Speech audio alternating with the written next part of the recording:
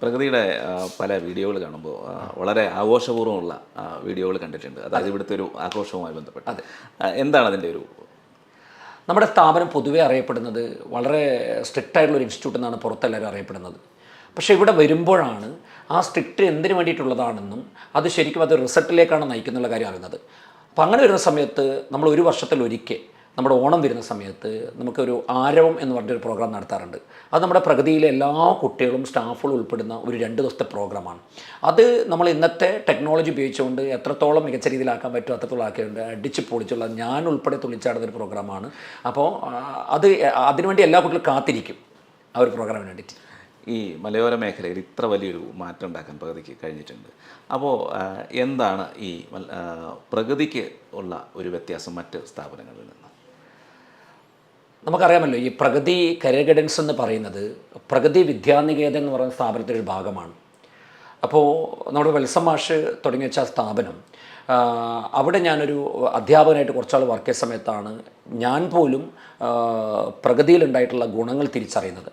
ഒരു വ്യക്തിയിൽ വരുത്തേണ്ട മാറ്റങ്ങൾ, ഒരു കുട്ടിയിലുണ്ടാകേണ്ട മാറ്റങ്ങൾ കൃത്യമായിട്ടും പറഞ്ഞു തരികയും അവിടുന്ന് ഏത് വിഭാഗക്കാരായാലും തുല്യ പരിഗണനയോടുകൂടി എല്ലാവരെയും കണ്ട് ശരിക്കും ഒരു കുടുംബത്തിൽ ശരിക്കും മുന്നോട്ട് നയിക്കേണ്ട ഒരു വ്യക്തിയാക്കി മാറ്റുന്ന ഒരു പ്രക്രിയയാണ് പ്രഗതിയിലൂടെ നടക്കുന്നത്.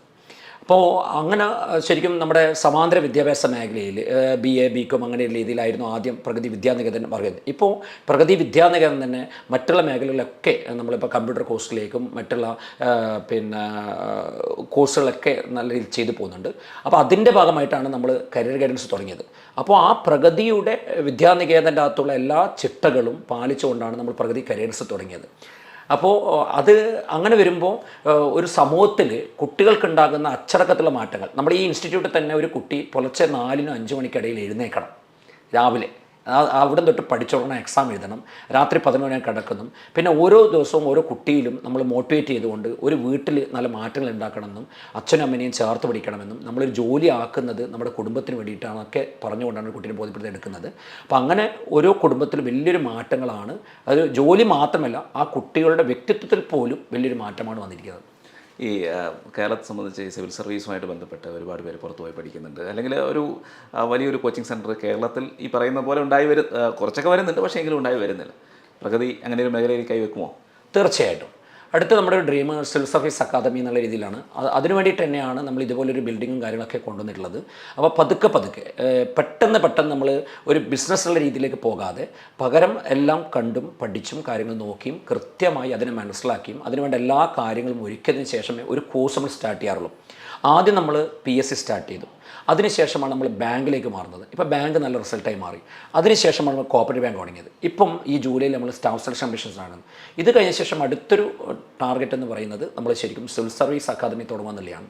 അപ്പോൾ ഇപ്പോൾ തന്നെ നമ്മളോട് ഒരുപാട് ആൾക്കാർ ഇങ്ങനെയുള്ള കോച്ചിങ് നമ്മുടെ നാട്ടിൽ തുടങ്ങിക്കൂടെ എന്നുള്ള കാര്യം ചോദിക്കുന്നുണ്ട്. പക്ഷേ നമുക്കറിയാം, ഒരു സിവിൽ സർവീസ് അക്കാദമി നമ്മൾ തുടങ്ങുന്ന സമയത്ത് അതിന് ഫിറ്റായിട്ടുള്ള ഫാക്കൽറ്റികൾ എല്ലാ സൗകര്യങ്ങളും നമ്മൾ ഒരുക്കേണ്ടതുണ്ടെന്നുള്ളതാണ്.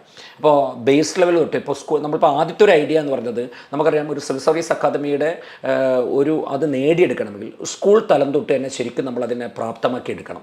അപ്പോൾ വരുന്ന ആളുകളിൽ അതിൻ്റെ ഒരു പ്ലാനിംഗ് ഒക്കെ നടത്തി ശരിക്കും ചെറിയ കുട്ടികളെ ചേർത്ത് പിടിച്ചുകൊണ്ട് തന്നെ, ചെറിയ ക്ലാസ് ചേർത്ത് പിടിച്ചുകൊണ്ട് തന്നെ സൺഡേ ഒക്കെ കേന്ദ്രീകരിച്ച് ഒരു ബേസായിട്ടുള്ള ക്ലാസ്സുകൾ കൊടുത്തുകൊണ്ട് പോയി അതിനുശേഷം ആ കുട്ടീനെ അതിലേക്ക് എത്തിക്കുക എന്നുള്ളൊരു വലിയൊരു ആഗ്രഹമാണ് നമുക്കുള്ളത്. ഉറപ്പായിട്ടും പ്രഗതി ഇനി വരുന്ന നാളുകളിൽ സിവിൽ സർവീസ് അക്കാദമി എന്തായാലും ആരംഭിച്ചിരിക്കും. ജില്ലയിലെ വിജയത്തിൽ തുടങ്ങി സംസ്ഥാന തലത്തിൽ ശ്രദ്ധിക്കപ്പെട്ടു. ഇനി ദേശീയ തലത്തിലും കൂടുതൽ ശ്രദ്ധിക്കപ്പെടട്ടെ. ഒരുപാട് പേര് ഈ സിവിൽ സർവീസിൽ ഉൾപ്പെടെ പ്രഗതിയിൽ നിന്നുണ്ടാകട്ടെ എന്നുള്ള എല്ലാ ആശംസകളും നേരുന്നു. നമസ്കാരം.